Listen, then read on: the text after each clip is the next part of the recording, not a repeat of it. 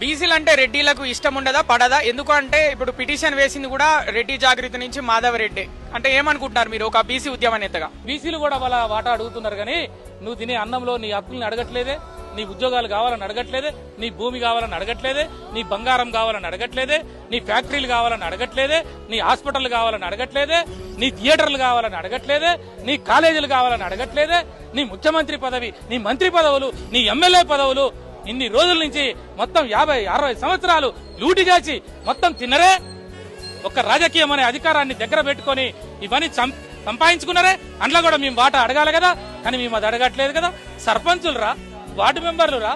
ఇప్పుడు 70 సంవత్సరాల స్వతంత్ర భారతదేశంలో ఒక గంగిరెద్దులోడు ఒక వార్డు మెంబర్ కాలే, ఒక పూసలోడు ఎంపీటీసీ కాలే, ఒక మేదరోడు సర్పంచ్ కాలే, ఒక కమ్మరోడు జిల్లా పరిషత్ చైర్మన్ కాలే, ఒక కుంభరోడు మంత్రి కాలే, ఒక మంగళోడు ఎమ్మెల్యే కాలే. సిగ్గుపడాలి, తల దించుకోవాలి.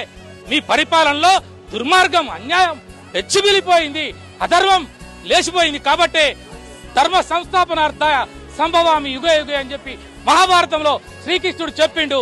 అప్రాప్రియేట్ టైంలో వస్తాం మేము. భగవంతుడు అనేవాడు వస్తాడు, వచ్చి ఈ అన్యాయాన్ని శిరచ్ఛేదనం చేస్తాడు. ఈ అధర్మం వైపు ఎవడు నిలబడ్డా వాడు మట్ల కలిసిపోయిండు.